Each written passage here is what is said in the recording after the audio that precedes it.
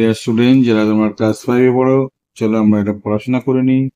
বলেছে দেখো, a great social reformer, একজন বিখ্যাত সমাজ সংস্কারক। এখানে আমরা কাজ দেখতে পাচ্ছি, রাজা রামমোহন রায়, স্বামী বিবেকানন্দ, এখানে ডিরেজিও, দেখতে পাচ্ছি ঈশ্বরচন্দ্র বিদ্যাসাগর। ঠিক আছে, এবার আমরা চলো যাই, কি বলে লিখবে এখানে।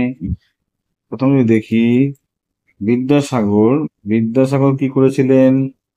তিনি বিধবা বিবাহ আইন চালু করেছিলেন। বিধবা বিবাহ আইন, এখানে তিনি এই কাজটা করেছিলেন। স্টার্টেড উইডো ম্যারেজ, হয়ে গেল।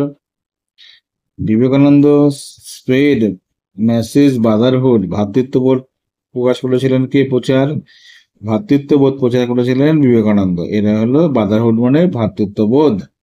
আচ্ছা, রাজা রামমোহন রায় কি করেছিল? স্টার্টেড ইয়ং বেঙ্গল, না, রাজা Rammohan Roy stop evils custom of সতীদাহ প্রথা রদ করেছিল রাজা রামমোহন রায়। আর ডিরোজিও কি করেছিল? Started young Bengal movement. Young Bengal movement কি করেছিল? ডিরোজিও। ইয়ং বেঙ্গল মুভমেন্ট ডিরোজিও করেছিল। চলো এবার পড়াটা শুরু করি, কি বলেছে দেখি। শি ইজ বেগম রোকেয়া, তিনি কে ছিলেন? বেগম রোকেয়া। ঠিক আছে। এ রিমার্কেবল ওম্যান, একজন স্মরণীয় মহিলা, হুজ এফর্ট, যার প্রচেষ্টা, কনসিডারেবলি চেঞ্জ, একদম বিবেচিতভাবে যার প্রচেষ্টায় বিবেচিতভাবে চেঞ্জ পরিবর্তন হয়েছিল the state of female education, অর্থাৎ মহিলা শিক্ষার পরিবেশ বা পরিস্থিতি পরিবর্তন হয়ে গেছিল। কোথায়? ইন বেঙ্গল, বাংলাতে। তাহলে শি ইজ বেগম রোকেয়া, তিনি Begum Rokeya. A remarkable woman, একজন স্মরণীয় মহিলা, যার এফর্টস, যার প্রচেষ্টায়, কনসিডারেবলি বিবেচিতভাবে চেঞ্জ দ্য স্টেট, পরিবর্তন হয়েছিল সেরকম অবস্থা, অফ ফিমেল এডুকেশন, মেয়েদের শিক্ষার অবস্থা পরিবর্তন হয়েছিল। কোথায়? ইন বেঙ্গল, বাংলাতে। হার ফুল নেম ওয়াজ, তার পরিপূর্ণ নাম ছিল বেগম রোকেয়া, আচ্ছা, সৈকত হোসেন। বেগম রোকেয়া শওকত হোসেন, তার আসল নাম ছিল Begum Rokeya Sakhawat Hossain. She was kind, তিনি ছিলেন ভীষণ দয়ালু, অ্যান্ড জেনারাস, ভীষণ উদার, টু দ্য, কাদের প্রতি?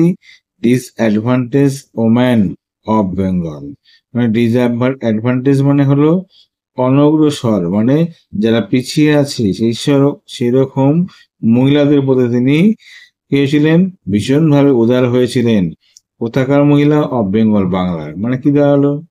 বাংলার সেই পিছিয়ে পড়া মহিলাদের প্রতি তিনি ভীষণভাবে উদার এবং দয়ালু হয়েছিলেন। অ্যান্ড এক্সটেন্ডেড, বাড়িয়ে দিয়েছিলেন, হার হেল্পিং হ্যান্ড, তার সাহায্যের হাত বাড়িয়ে দিয়েছিলেন, টু দ্য পোর, অসহায় মানুষদের কাছে বা অসহায় মানুষের স্বার্থে, অ্যান্ড দ্য হেল্পলেস, যারা অসহায় তাদের কাছে। টু দ্য পোর মানে গরিবদের কাছে, অ্যান্ড দ্য হেল্পলেস মানে অসহায়দের কাছে। এটা আরো দেখো, অ্যান্ড এক্সটেন্ড এবং বাড়িয়ে দিয়েছিলেন, হার হেল্পিং হ্যান্ড, তার সাহায্যের হাত, টু দ্য পোর গরিবদের কাছে, অ্যান্ড দ্য হেল্পলেস অসহায় মানুষদের কাছে। শি ওয়াজ এ পায়োনিয়ার্স, বলছি she was the pioneers in setting up a school for the poor Muslim girl of Bengal. Pioneers মানে কি? পায়োনিয়ার্স মানে হলো পথ বেকার, মানে একজন পরিবর্তনশীল, যুগ পরিবর্তনশীল। শি ওয়াজ দ্য পায়োনিয়ার্স, তিনি ছিলেন একজন যুগ পরিবর্তনকারী। কিসে? ইন সেটিং আপ, স্থাপন করাতে। কি স্থাপন করাতে? এ স্কুল, একটা স্কুল স্থাপন করাতে তিনি ছিলেন একজন পায়োনিয়ার্স মানে সিদ্ধহস্ত বা পারদর্শী ছিলেন, বা তিনি একজন উদ্যোক্তা ছিলেন। এখানে পায়োনিয়ার্স মানে কি বলবো? উদ্যোক্তা ছিলেন তিনি। শি ওয়াজ দ্য পায়োনিয়ার্স, তিনি ছিলেন একজন উদ্যোক্তা। In setting up a school, একটা স্কুল স্থাপন করার জন্য, for the poor Muslim girl, Muslim অসহায় মেয়েদের জন্য, অফ বেঙ্গল, বাংলার। বাংলার অসহায় মুসলিম মেয়েদের জন্য তিনি স্কুল স্থাপনের ভীষণ উদ্যোক্তা তিনি ছিলেন। She strongly believed, তিনি ভীষণভাবে বিশ্বাস করতেন, in the need of modern education for women. He strongly believed, তিনি ভীষণভাবে বিশ্বাস করতেন, in the need of, প্রয়োজন, কিসের প্রয়োজন, of modern education for women, মেয়েদের জন্য আধুনিক শিক্ষার প্রয়োজন, তিনি সেটা অনুভব করতেন। Begum Rokeya was born in an affluent Muslim family. Begum Rokeya জন্মেছিলেন, affluent মানে একজন প্রসিদ্ধ মুসলিম পরিবারে তার জন্ম হয়েছিল, অর্থাৎ ভীষণ নামি দামি প্রসিদ্ধ একজন মুসলিম পরিবারে তার জন্ম হয়েছিল। যদিও he never went to school, তিনি কখনো স্কুলে যাননি। বেগম রোকেয়া এডুকেটেড, নিজেকে হারসেলফ, নিজেকে শিক্ষিত করেছিলেন, থ্রু হার ওন ইন্টারেস্ট, তার নিজের চেষ্টাতে তিনি নিজেকে শিক্ষিত করেছিলেন, অ্যান্ড এফর্ট, প্রচেষ্টায়, নিজের আগ্রহ আর প্রচেষ্টায় তিনি নিজেকে শিক্ষিত করেছিলেন। শি লার্ন, তিনি শিখেছিলেন আরবিক ও পার্সিয়ান ভাষা শিখেছিলেন অ্যাট হোম, বাড়িতে, and also receive lesson in Bengali, এবং বাংলাতেও তিনি শিক্ষা গ্রহণ করেছিলেন, অ্যান্ড ইংলিশেও শিক্ষা গ্রহণ করেছিলেন। Some great book written by her, কিছু বিখ্যাত বই তার দ্বারা লেখা হয়েছিল, both in Bengali and English, সেগুলো বাংলাতে এবং ইংরেজিতে, দুই ভাষাতেই তিনি লিখেছিলেন। Will be remember forever, যে বইগুলোর জন্য তিনি সারা জীবন স্মরণীয় হয়ে থাকবেন। চলো এই অধ্যায়ের অ্যাক্টিভিটি কাজটা দেখে নিই আমরা।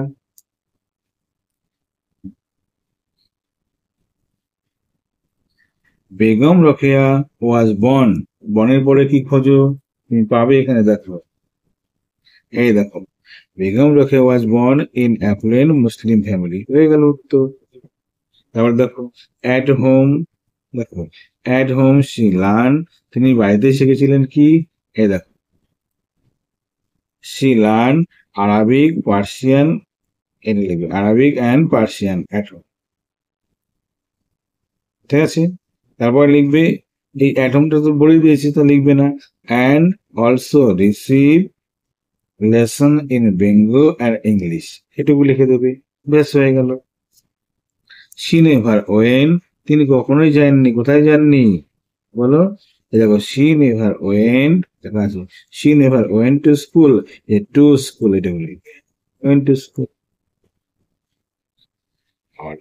অ্যাক্টিভিটি বি কি বলেছে দেখো, বলেছে table A and B have word with the opposite meaning, table A এবং বি তে অপোজিট মিনিং, বিপরীত শব্দ করতে হবে। Let match table A with B, চলো এর সাথে বি এর ম্যাচ করে নি।